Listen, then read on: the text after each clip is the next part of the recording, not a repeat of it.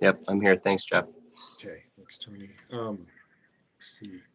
I think to get started, let's just run through who's on this call so everybody's aware of who we're talking to and who's listening in. Several people have entered their names, but I see four phone numbers. So I just want to make sure we. Oh, and here comes Robert Sudar as well. Let's let him in. Later. Okay, Robert's in. Okay, yeah. So I just want to stop and make sure we know who's on the phone here and who else we have on the line, and then we'll go ahead and get started with the discussion. So I can't see the full phone numbers, but there's one that ends with a 3-4. Can that person let us know? Greg Johnson, can you hear me? Yeah, got you, Greg. 0034. Okay. And there's one that ends in 7-6. Ken Workla. Ken, okay. Gotcha. And how about the one that ends in 5-7? Tim Hoiker. Okay, gotcha, Tim. And one last one that ends in 9-8. Kyle Smith. Kyle Smith. Okay.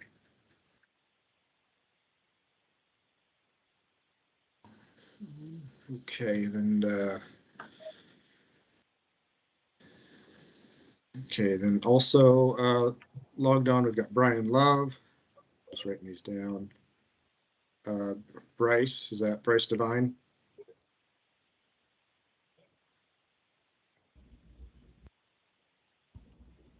Yeah, that's correct. Okay. And David Bain.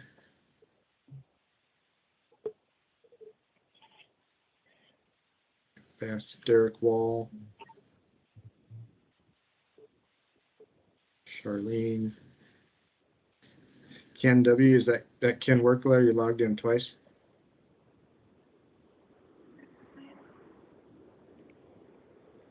Yes, I'm.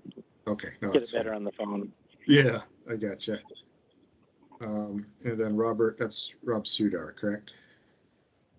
That's right. That's Rob. Okay, did I miss anybody?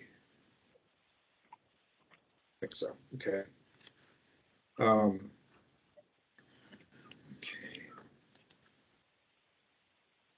All right. Well, it's going to be kind of up to the group here to figure out how we want this conversation to go, what topics we want to discuss. We don't have an agenda put together for this breakout necessarily.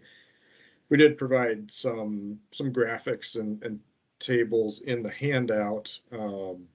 We don't necessarily need to step through those. I guess more for reference or discussion if somebody has something specific to talk about. Jeff, may help the discussion a little bit, looking at last year's results of last year's fisheries. Yeah, could I just say, I kind of put those together so that when we started looking at this year or talking about this year, the question's going to come up, well, what did we do last year and how many days did we fish? And, anyway, that's all the information I think that we need for the.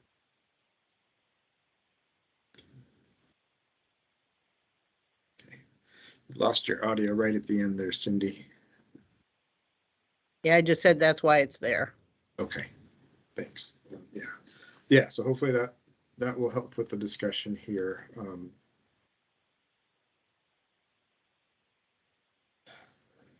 Let's see, and then the other thing, let's see, Bryce, you had sent a season proposal earlier in the week as well, so I've got that. Just wanted you to know, make sure we got that available. I wasn't clear if that was how I should interpret this proposal, Bryce. Is this a kind of industry consensus? Was this your personal idea? It was a consensus involving several other people on this call. Gotcha. Okay. let's see. So how do folks want to start? Do we want to start with that proposal? Or are there other issues we want to knock off the top first before we get into details? I'm pretty open to how we organize this. Yeah, I'm kind of wondering if there's other proposals. I'm not sure who's all represented by Bryce's proposal and yeah, so there's other ideas and maybe we should share what his proposal was. Sure. Just so in case somebody on here hasn't seen it, and then do you want to do that, Jeff, or Yeah, I I can put it up on the screen here. and then if other folks have other ideas we want to put on the list? Just a thought. Yeah. Okay, can everybody see that email from Bryce now? Yep. Okay.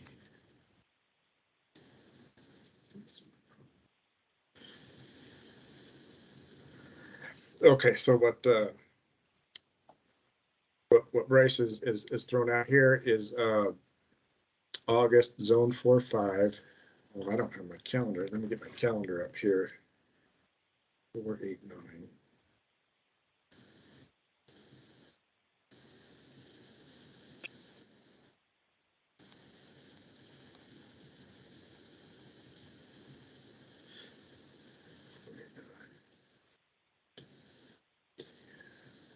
Okay, so this is 2 days a week in August, starting on the 4th, which is the first Thursday.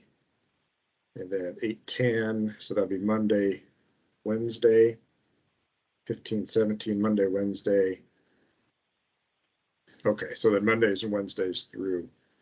So the first one's a Thursday, and then the rest 2 days a week, Mondays and Wednesdays through the month. Did I capture that correctly, Bryce?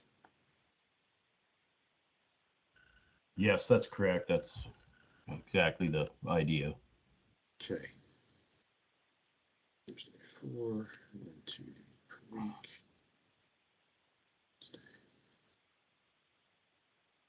Okay, and then moving on to, okay. Then you said September, structure to be decided according to performance. So you're proposing an in-season kind of assessment of what September zone 4-5 might look like? Yes, exactly.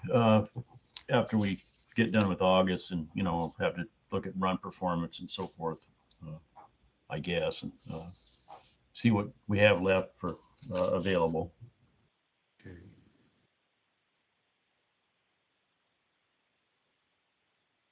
If I remember right, last year we had started off on a kind of similar. I mean, we had some impacts available for September. We had modeled, I think, maybe one day a week, if I'm remembering correctly. But obviously that changed in season 2, so it is helpful to make some of those decisions based on in-season info. And then Coho Tangle Net, 5 days a week through October.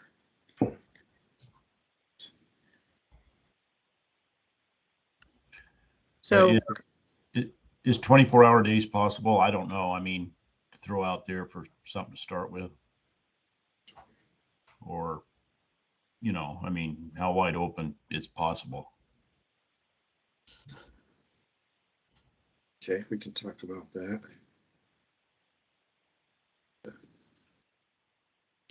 I have a question or comment for the late September zone 4-5 fishery. And last year we had 3 periods in the model, date to be determined.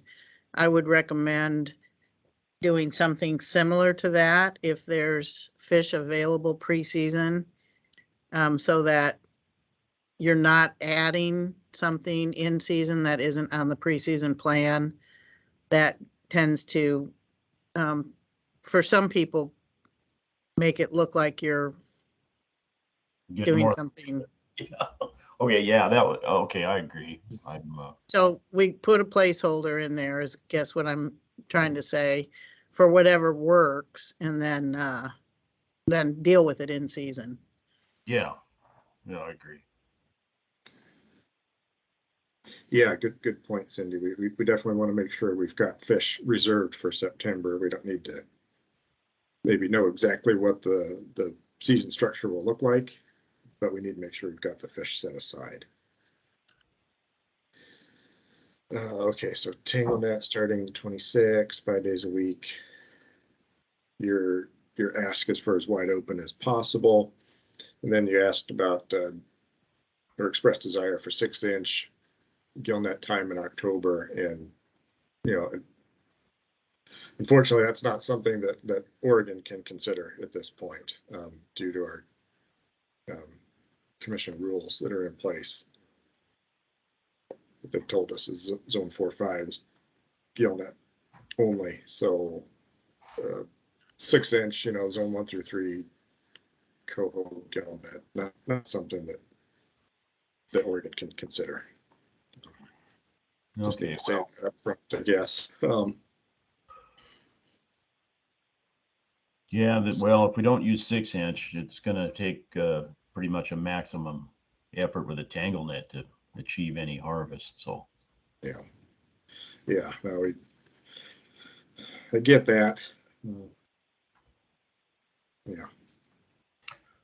Jeff, we did have somebody join the call with a phone number, I think, Okay. Thanks, Cindy. 298 at the end. So who just joined our call on the phone? It's Kyle Smith. I got kicked out. Okay, I just Kyle. rejoined. Thank you. And Jeff, Yeah, can you sorry. see hand raises?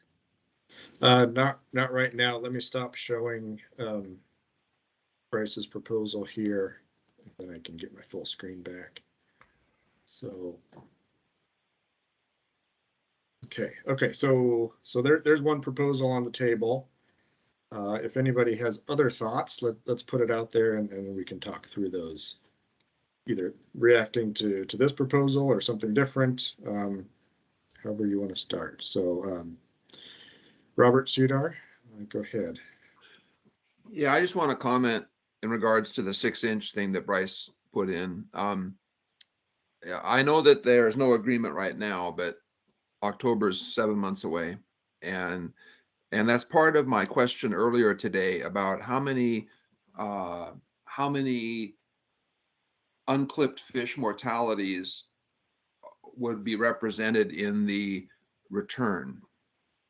Because it's not just my argument, but along with Bryce's comment that tangle nets aren't very effective, we came in at only like 20 or so percent, 25% of the expected catch last year with the tangle nets.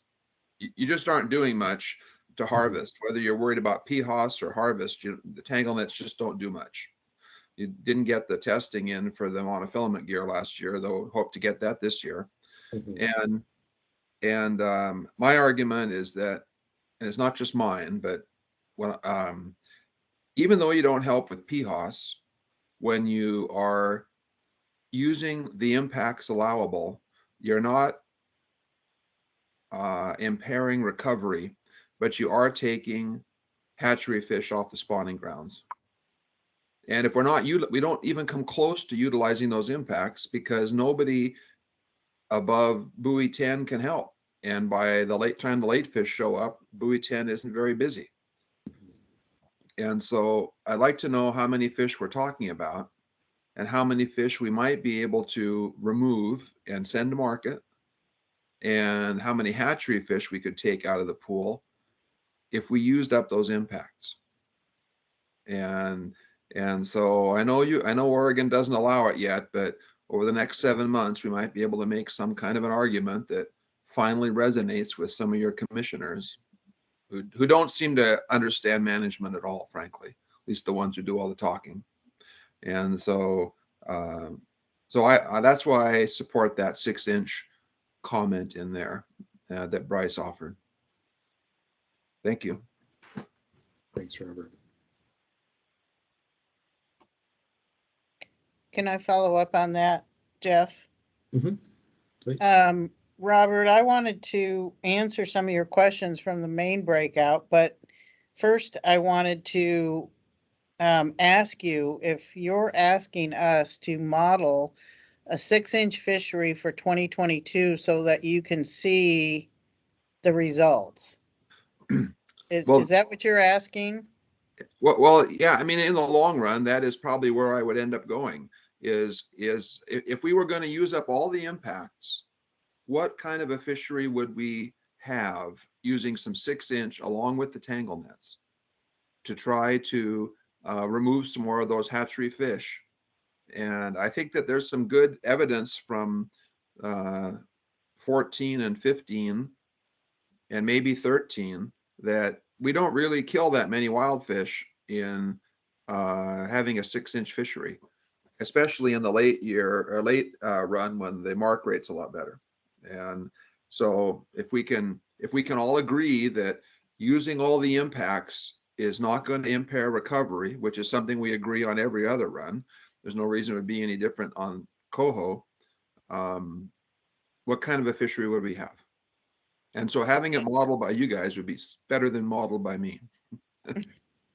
Well, that's debatable, but let me go back to your question about mark rates. So for this year's return, based on the juvenile smolt mark rate, the earlies are, now these are adipose clipped fish. The earlies are clipped at 68% and the lates at 94%. So that basically feeds into your argument on high clip rate for late coho. Your other question about how many unmarked mortalities, was that relative to 2021? Or is that where you're going for 2022?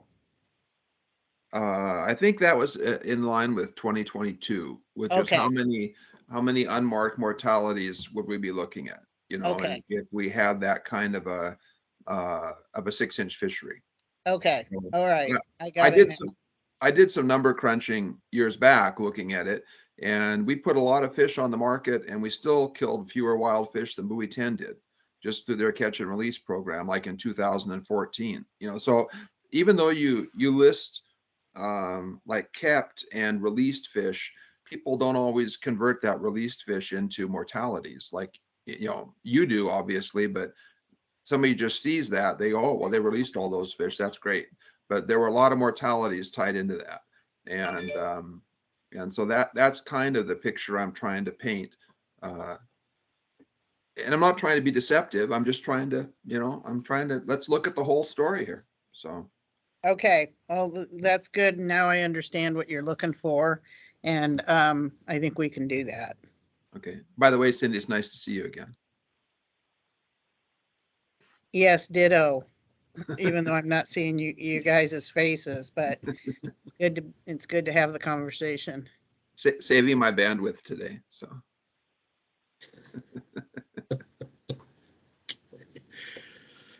Ken, did you have a comment? Yeah, a couple of them there. Mhm. I think it's important that we get a third day that last week of August, 1st of September timeframe, and we can always take it away. It's hard to get it at the last minute. Mhm. And as far as coho go, a couple questions.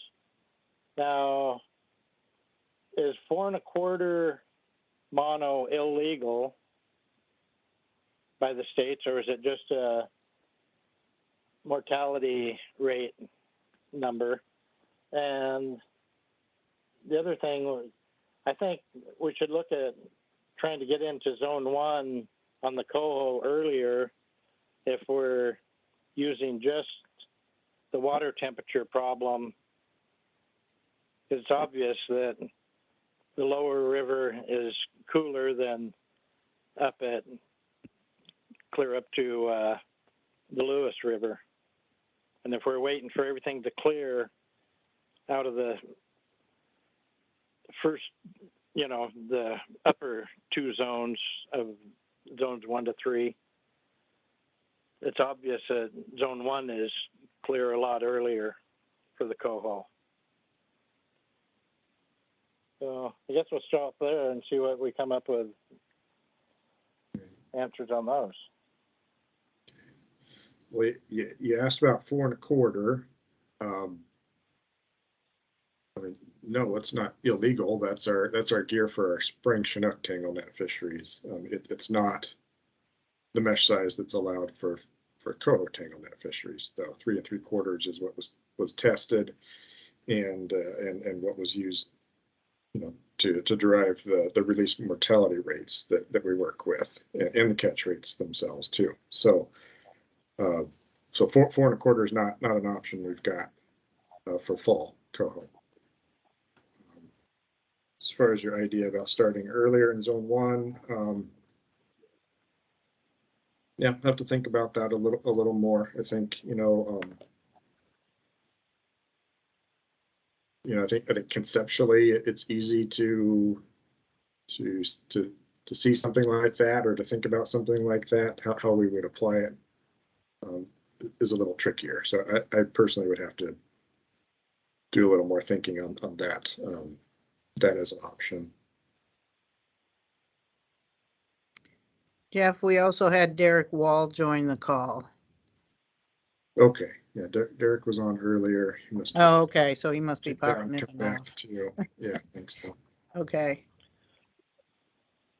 Okay, and the other was getting a third day that final week Mm-hmm.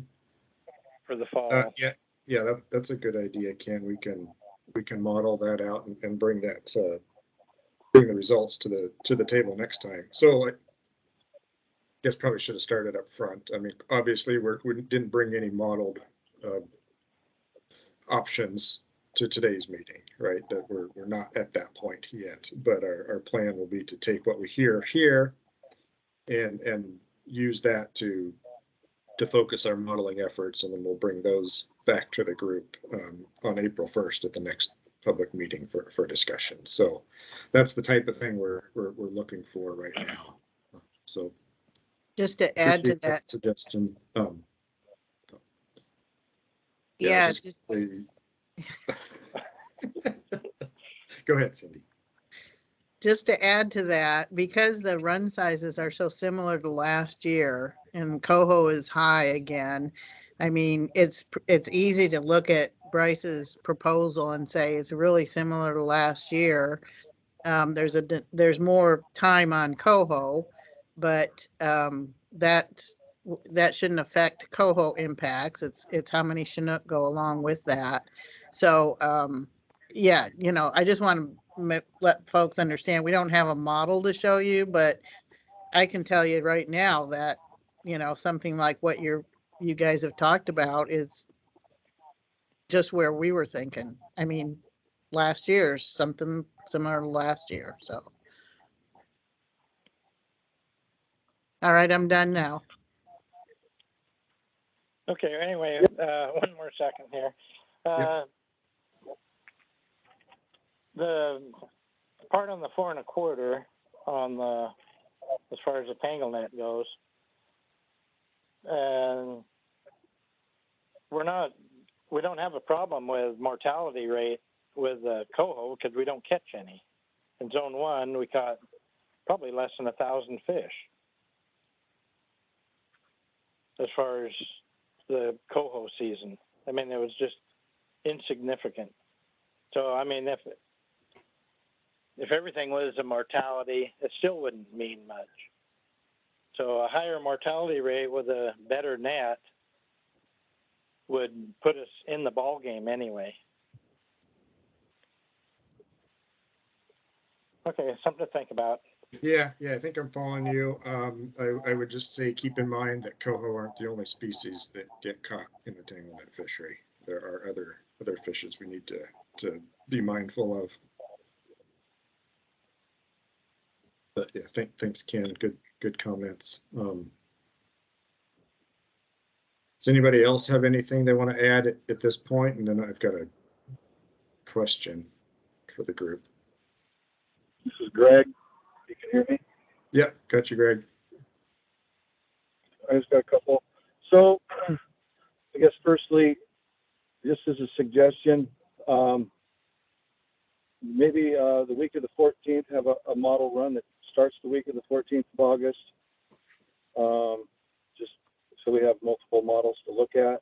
And then secondly, I think in the past, we have a long history in this discussion, but the start date somewhere in the week of the 17th of September with a weekly period going throughout the rest of the season, one a week, so we can compare where we're burning, what we're getting, what the value is. In 4 or 5, I'm speaking of. And I concur with the guys. We need a placeholder. Definitely need to do a model run relative to 6-inch. And say from the 10th on, somebody else wants to speak differently, 10th of October on, as we've talked about in previous years. Oh, and then I don't know if this needs to go in the management agreement or not, but personally, I think we need to, like here we're coming down to the end of August, we got some impacts sitting there. It won't allow for a 8-9 hour period. So I think we need to take more serious consideration into shrinking the period, being ready to do that, even if it's 4, even if I personally would even consider sub 4, then leaving the impacts on the table. It's because the burn's so much better in August on steelhead. And the same thing goes when you're starting up in September. If we don't have enough impacts to run an 8-10 hour period, shrink the time. You know, last year we could have easily gone in for a few hours and tasted the water there. That would have been good in hindsight. And then lastly, I guess we got a PRC meeting coming, commission's meeting a couple times. I know we're not concurrent in both states, but I would like to have a placeholder for a June 20th, 9 a.m. to 6 p. or 9 p.m. to 6 a.m. regular 8-inch gillnet opener. I realize the policy in Oregon, but the one in Washington is different. Ideally would be the full river. If not, the Washington side of the river, and all license, either state inclusive. Anyway, that would be a placeholder request from Greg. That's it. Thanks. Question, Greg, when you were talking about the shorter period during that last week of August, was that an in-season consideration you were thinking, or is that something you want us to do pre-season? In-season? Yeah. Okay. Decision makers could, you know, if people will speak to it now, and then maybe then that can become part of just a point in the management agreement that at this juncture, industry was willing to consider less fishing time to utilize impacts in openers that otherwise wouldn't occur.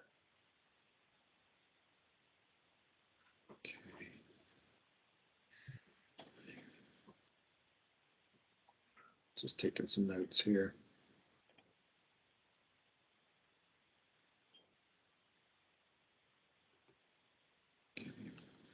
I guess in the context of finishing up an August season and then initiating a September season would be the context. And then for September, did I hear you said starting the week of the 17th? Or thereabouts? Yeah, I wouldn't want to preclude. I mean, who knows when 2013 comes again. So, yeah. But we'd be flexible to start anytime, but do a modeling exercise based on that week on. Okay, and one period for a week is what you said. Yeah. Okay, and that would go into October and even. Correct. Gotcha. Okay.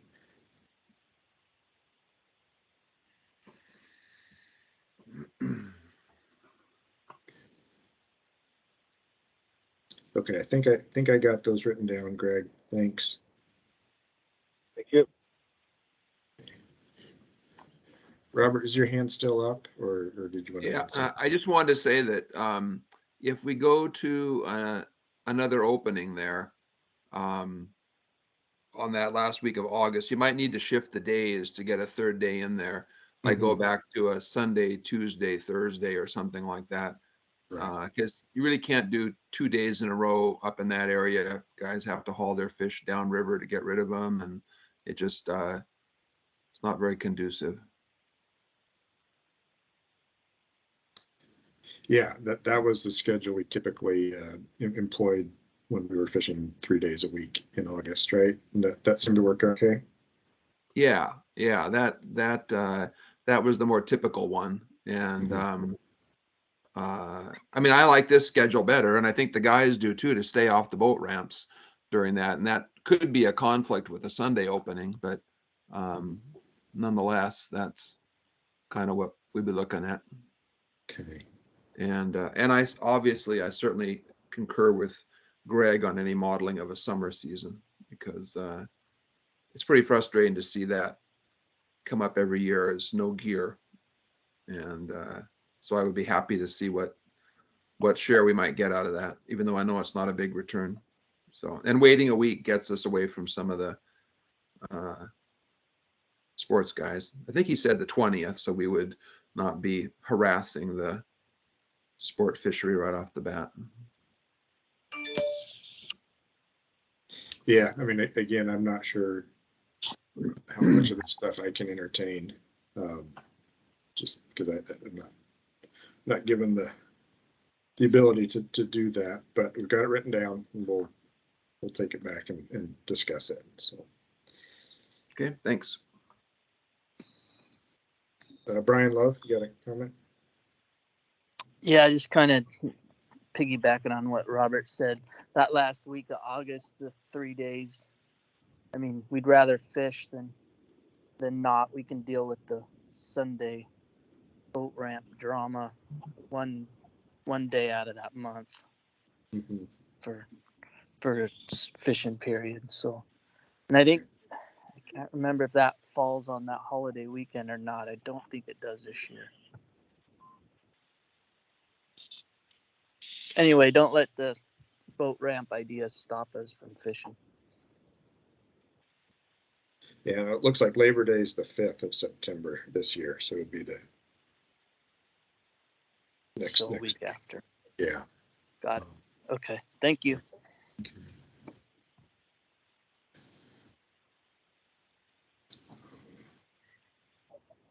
You know, the other thing we struggled a little bit at the end of August, and this kind of ties into the question I was going to ask earlier. You know, that's when catches tend to pick up dramatically. I mean, we've all been here. We've all been through this year after year, right? So, you know, we can come down to the end of August and we're kind of caught in between sometimes. You know, if we have enough fish to run the full schedule or not. You know, we've also had the need for some kind of checkpoints in there too, right? To be able to make some quick decisions, you know, get catches in. I mean, we generate catch estimates quickly, but we do need some time, right? They're not instantaneous. So just trying to think through, you know, generally we can get through, you know, the first 3 weeks or so of August, and the trick comes down to that last week and trying to manage within, you know, the August set aside, and again, being able to get the catch information, the stock comps done in time to make sure we're still on track. So I think that would be the one struggle maybe with the Sunday, Tuesday, Thursday, is that they're fairly close together and there's not a lot of time to be able to assess fishery performance. Just thinking out loud here. So related, my question, you know, what was specific to the original proposal that Bryce put forward, was starting on August 4th, which is, I mean, that's pretty early. That's earlier, much earlier in August than we've started in recent years here. I think last year was a fairly early start, and we started on the 9th with 2 periods. So I was wondering, you know, what the you know, how important that first day is, you know, to get that first one in early. And just want to make sure people recognize that, you know, those catches can be fairly small, but what they'll do is take away from the balance we've got for August, right? And so you can chip away a little bit and then leave yourself on the back end with not quite enough fish left for another full period. And that's where, you know, Greg's concept of considering short periods in there is a good one, because that would be an option as opposed to closing, right? Is to do, you know, something shorter. You know, I think we all know half the time isn't going to equal half the catch. It's going to be something more than that. So you don't necessarily get a one-to-one savings on shorter hours, but it would be less than a full period, certainly. So question of the group is how important is that early start, given what I just kind of stepped through there? And I'm just kind of curious where, yeah, like where that came from, or why, how that conversation went to get that in that proposal. I'll give it a shot. Sure. That's okay. Mm-hmm. So I would say for March, this is our preferred option. I gave you a different one just for comparative purposes, and if staff wants to come up with something that they think is more traditional, that'd be great. But I think it serves our needs, especially from just getting information. And there's people that have market desires, you know, have greater market than others. But I just, because it's March, you know, we don't even have a model. We could either go with it or do away with it if the model was active right now. But I think it's just a placeholder where we, as a group, decided to sit for the first one. Okay. Yeah, so we'll model out that option. We'll model out the other scenarios that have been laid out here, and we'll bring all that. Okay, then we can talk more about pros and cons and which way we want to go with it, I guess, in April there. Okay, that helps me.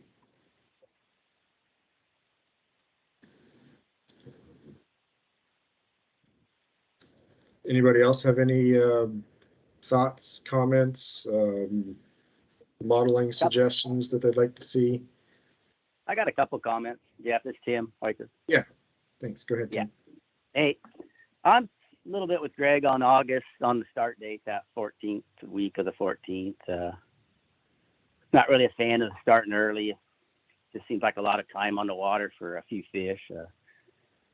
I know the market. I mean, it's good for the market. You know, it's good for a few things, and I think it's bad for a few other things. So I think just time on the water, and the less time on the water to harvest our fish is for the future. I think it's going to be better for us.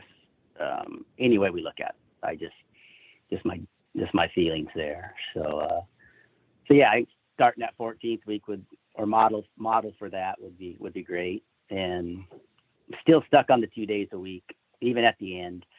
You know, most August, we've always lost the last day. Very rarely have we got the last day.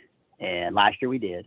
Yep. But, you know, I still think that model the 2 days a week and we can go for the short one is what I look at it. If we, you know, my odds is we model for 3, and if we did take it, we wouldn't even get the last day. Just a hunch. I don't know why. Like you said, it's tough to pencil all the numbers in, but that's sort of where I stand there. And if we do go over, I'd rather catch a few more on the 31st and push September back if that's the case. That's the way I look at it. But obviously we can model that way, and the one day a week in September model to the middle of October would be great to do that too. So that's where I stand on stuff, and see what happens. Thanks. Okay.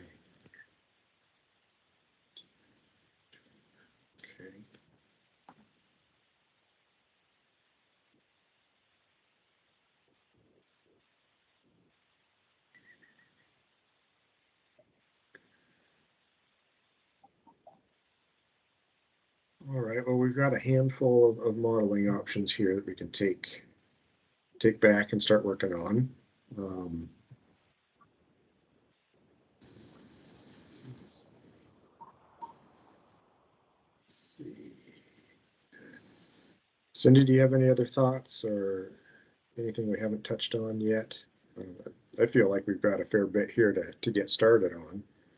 Yeah, I think I do too. I think we've got what we need. You know, when we talk about modeling and the August fishery, you know, basically what we're doing is we're putting some numbers in the model, but we're managing for sort of an August catch of upriver brights, basically. And so whether you catch them in the first week, the second week, or the third week, it doesn't matter. It's all kind of, and the model is not using, or the model doesn't take into account the dam count run timing.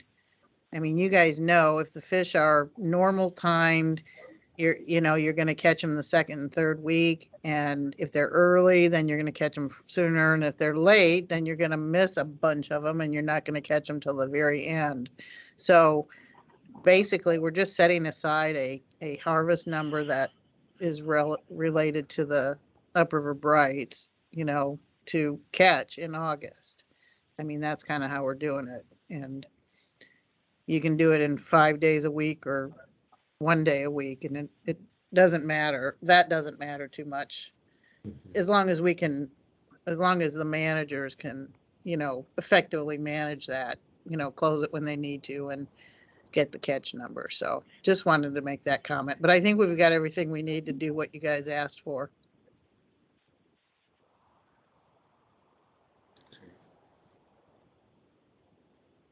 Tony, I saw you're back. Go ahead, Tony. Thanks, Jeff. I wanted to put my hand down till Cindy was done. Thanks to you both for hosting this breakout session. I appreciate the ability to listen in to the preseason plans and the proposals.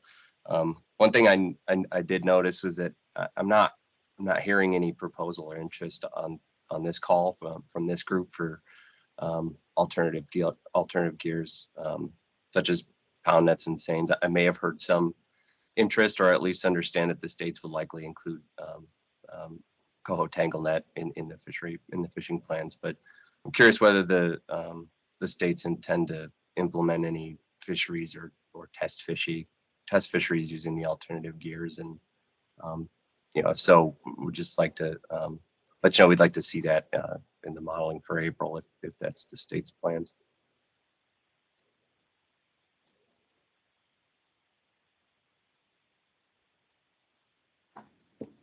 Yeah, I don't think we've heard anyone asking for alt gear fisheries this fall either. I'm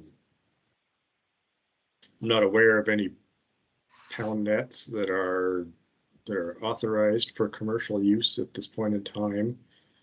So the only other gears that would be an option, I think, would be beach and purse seines, like we fished in the past. But again, you know, we're kind of in that same situation we were last year, where there's not a lot of opportunity for, you know, for additional fisheries at this point. So, you know, I haven't gotten direction to model alt gear fisheries. Not hearing it from the group here either. So at this point in time, I don't think we intend to. That can change. See, Charlene's got her hand up, so you want to add something here, Charlene?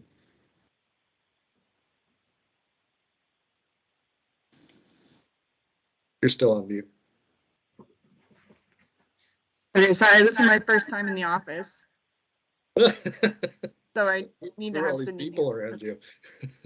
Yeah, so sorry on the slow uptick there. I think you're right, Jeff. We're still working on the emerging commercial fishery designation. So, and there currently isn't sort of any research for pound nets, proposed for this year in a test fishery capacity. And so until we finish that designation, I'm not sure we have really any ability to implement any of that stuff. And so I think for 2022, at least, I think the plan is to not have alternative gears operating. Yeah, I just want to, thinking back on those 3 years where we did implement seine fisheries and thinking back to just the timeline when we had to start and the work that went into it. And basically we had to have everything in place before folks started leaving for Alaska, so it really shortens up the timeline for us. So it would be a pretty heavy lift to stand something like that up now. Robert?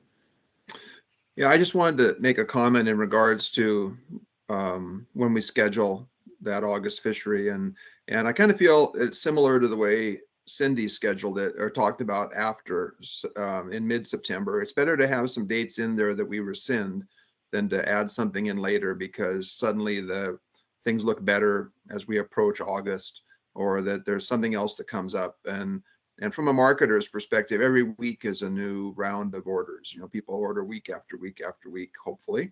And so having more weeks open is better. Earlier in the season, the prices are better, and we have a more likelihood of any Bonneville pool fish to still be bright.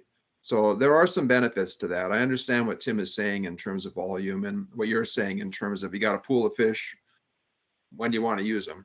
But there is merit to those early openings, and it's easy at your, in my opinion, it's fairly easy for us to say in the July meeting that, hey, the river's warm, we're willing to rescind that first opening or something like that, and rather than to say, hey, we'd like to start a week earlier than we planned, that would probably not go over very well with some people. So it's better to have the days in there, pull them out, than to try to put them back in.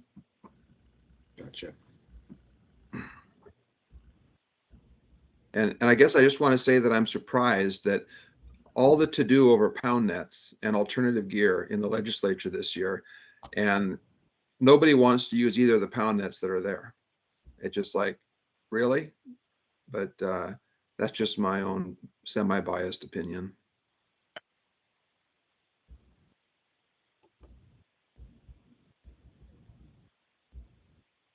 Okay. See Bryce's hand is back up. Go ahead, Bryce. Yeah, I just wanted to comment kind of along with Robert said about the August 4th date. We were trying to get some dates in there. I mean, it's better to ask for more than it is for less. And Right. so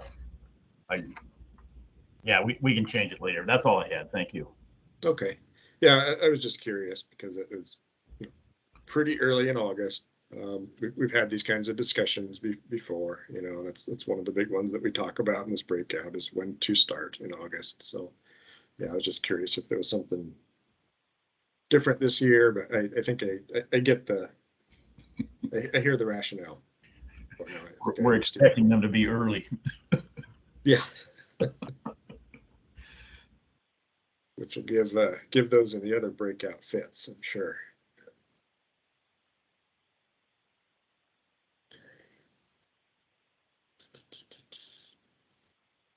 Anything else you all want us to know as we head into the next steps here of actually putting pens to paper and getting some results worked up?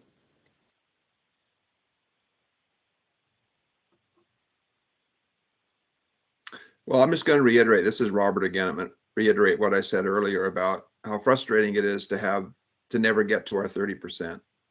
I know you guys work real hard to manage the fishery in the first place, to keep all the fisheries within their limits, much less worried about one of them. But it's just a year after year thing where they keep getting over 70% and we keep getting less than 30%. And last year, only 20% of the LRHs. And that impacts our harvest, just in the long run. It prevented us from having that earlier opening in September last year, I think. And, I just, I don't know what the answer is, since they don't seem willing to cut, but it is frustrating for us to have so many allocation hits over the last 10 years.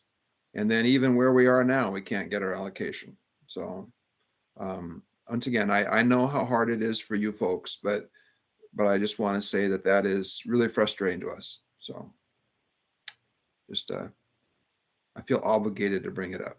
Yep, no, I hear you loud and clear, Robert.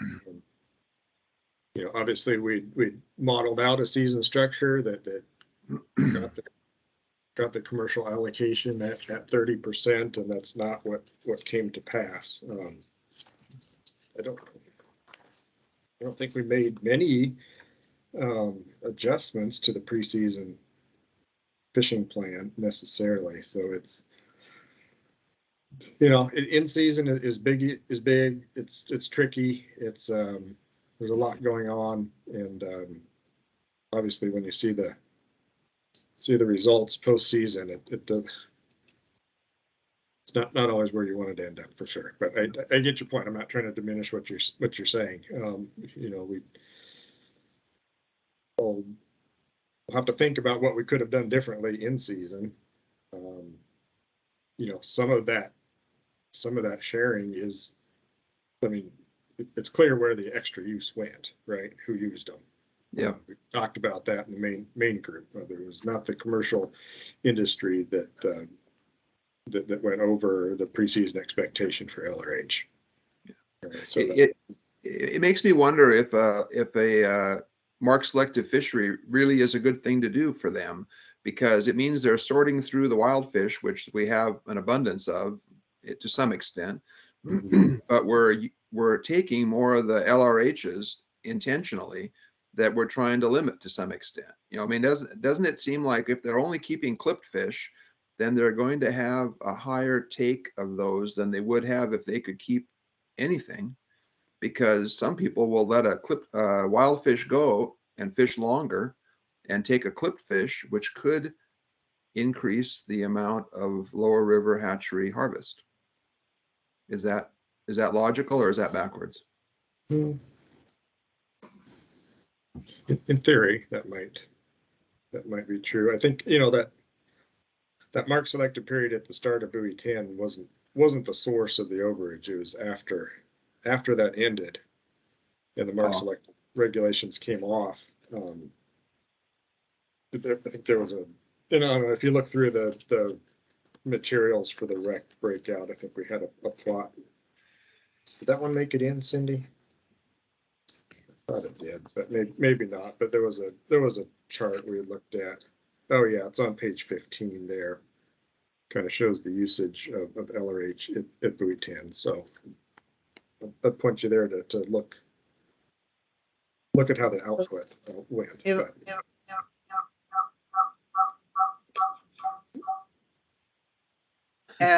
I wanted to make a point about Robert's comments. If all the recreational fisheries were mark selective, they would have a lower impact rate on LRH, because they wouldn't be keeping any unmarked LRH, which would be, some of those would be the wild fish. So you would be harvesting in a mark selective fishery, you would be killing what, 19% of the wild fish, but in a keep all fishery, you'd be killing 100% of them. Now, I think where you were going is if they fish longer, or yeah, I'm not quite sure, but yeah, I don't think the logic is accurate there, but I might be off base too. My logic isn't very logical. Is that what you're saying? That's I guess if we're using the LRH harvest to be an indicator for the wild run. I'm not muted, am I? No, you're good. Okay, you're just trying to shut me up.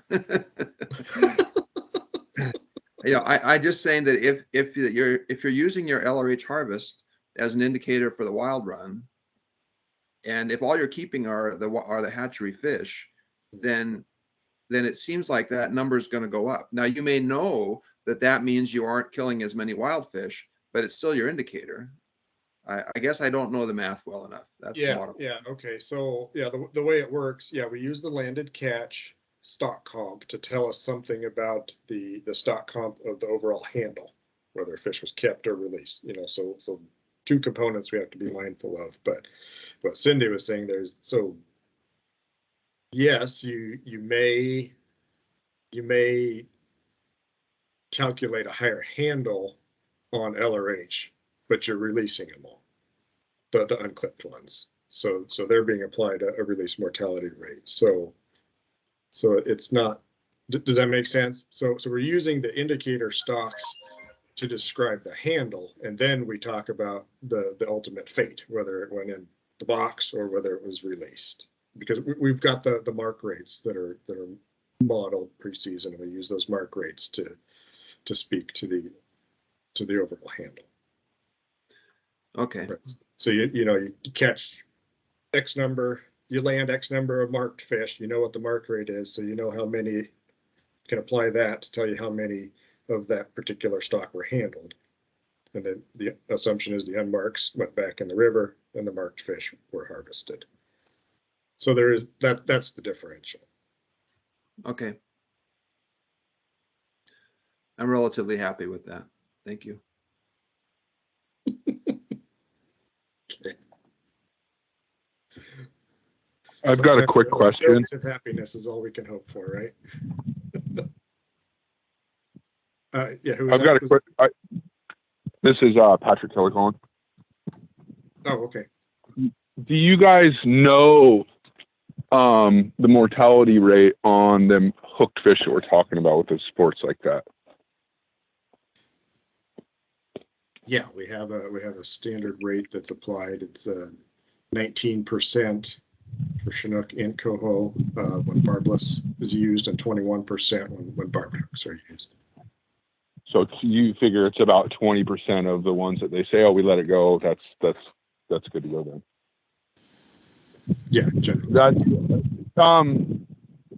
as a fishing guide, also I've noticed it many years through. One day is really clean, one day is not, this and that and the other, but some days are pretty brutal on them numbers.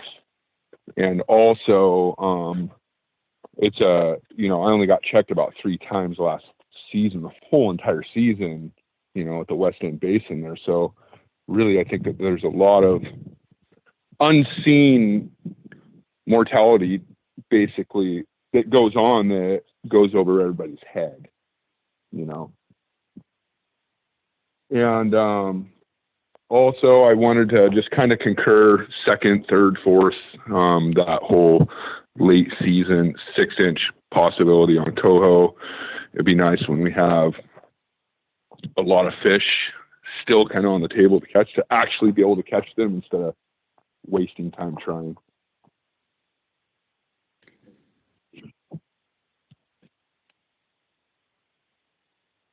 Okay, gotcha. Thanks for those comments. Not a problem. And anytime that you guys wanted to talk over that sport and this, the sport thing, like I said, I kind of play both sides of the field. So I guess everybody hates me one way or another, but I'd be, more than willing to talk this and that and the other. So. Okay. Yeah, appreciate Thank that. you. Hey, Jeff, this is Derek Wall. Yeah, go ahead, Derek. I thought I heard Greg mention it, but has there been any effort with all the non-concurrents to somehow split the river and get the full allocation on the Washington side, or vice versa? I know it seems like in my head it seems almost impossible to manage, but it doesn't seem like the being concurrent here has been a thing of the past almost now. So I'm just wondering if we're just gonna just keep going down the route of leaving fish on the table, or just trying to, I guess, brainstorm any other thoughts of how to get those. Yeah, it's not an ideal situation to be in, that's for sure. The idea of the concept of, managing to state line and stuff like that, I guess what I'll say is the states of Oregon and Washington addressed that concern 104 years ago. I mean, that is the Columbia River Compact. That's the agreement that the states will not adopt regulations without the consent of the other state. So I'm not a lawyer, I'm sure there's a lot of bigger picture legal issues there, but I'm not sure that's and that compact is ratified by Congress. I mean, it's a real deal, right? That's an official, federally recognized agreement between two states on how to manage these fisheries. So I'm not sure that we would even have the ability to do something like that. I mean, it's not ideal right now, but the states have been here before, and that's how it was handled at the time. So I don't think anyone wants to go back to the situation in the early 1900s. Right. There's other ways we can get the commissions to talk and work together and try to find better alignment than we've got right now. Right. I see. Jeff, Greg? Yeah. Just curious. It seems like we're already, breaking the compact. Maybe I'm wrong. I obviously don't know all the details, but it seems like we're already breaking the compact by being non-concurrence. So, but yeah, I was just curious. Thanks. Yeah. Okay. I think Charlene wanted to make a comment, and then I thought I heard Greg, and we've got about 4 minutes left on the clock here. I was just gonna say, sorry, we're gonna have issues again. I was just gonna say, I thought your answer to that was really good, Jeff. I support, what you said there. And I mean, I guess just to kind of point out, I mean, you're right, we're not concurrent for this year, and we sort of default to the common denominator of both policies. And so we are operating concurrently in the sense that we're defaulting to the lowest common denominator of both policies. And I understand that's not very satisfying for people, but we are in agreement on that from a staff perspective and really from a policy perspective. So, and the other thing I wanted to mention was, both commissions are still committed to talking through things and discussing things to the best of my knowledge. And I haven't seen an announcement yet for the next meeting of the PRC, but I'm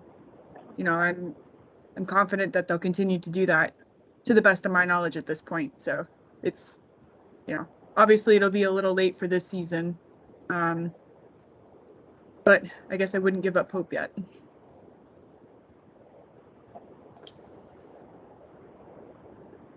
Thanks, Charlene. Greg, did you have another point you wanted to make? No, just exciting. So I would just, remind people that we do this for our revenue. It's how we live. It's just like if somebody in a 12-month job lost a couple months, 3 months, 4 months of their deal. So we got a pot of fish sitting out in one state and not the other. I get the non-concurrence thing, but I'm just asking this question. Having sat in this for 10 years, I'm all aware of concurrency discussion and all that as well as others. But when I set allocation still exists, last year, for whatever reason, that race was laid into it, at least in the area part. I can't hear you, Greg, very well. Are you hearing him, Jeff? I'm having trouble hearing you, Greg. Having a tough How about time now? also. Can you hear me now? Yeah, that's better. Oh, I'm sorry. So, I guess the short is this of it is I'm a main stem fisher almost exclusively, and due to policy, this is all history, but about 50% of the revenue I have, and there's a pot sitting there, and we're out of concurrence. But it's not like one year we go fishing on a summer Chinook, and then the next year we don't, to share the burden across each state. We just don't do it. We just don't go 6-inch fishing. Millions of dollars of production go for it on every single year. Then we talk about PFAS. And, you know, the commercial industry worked very hard to get 30% impact rate in those years. If you look at the list of people who participated, I don't know if the FMC kept that.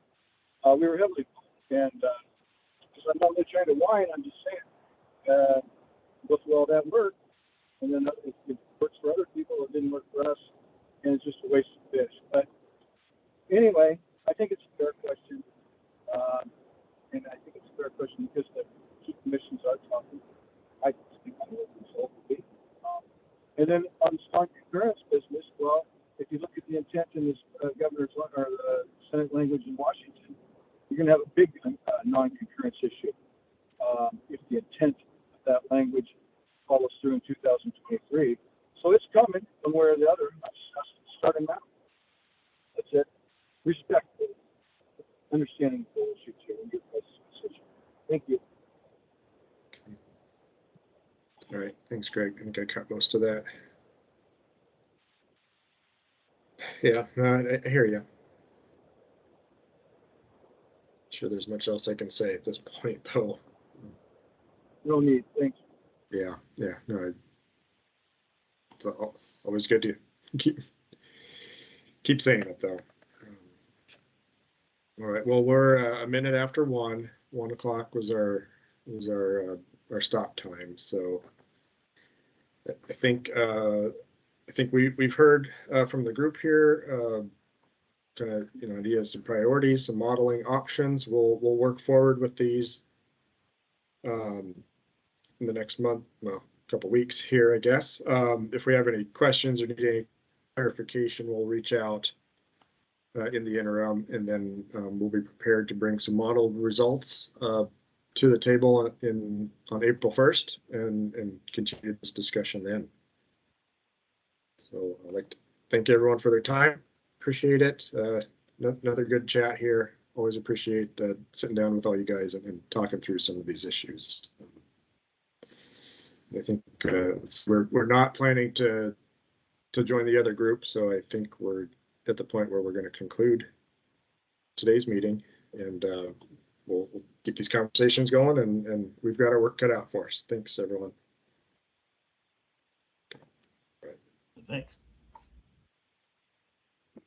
Thanks, everybody. Yep, thanks all. Thanks, Jeff. Thanks, Charlene. Thanks, Cindy. Bye.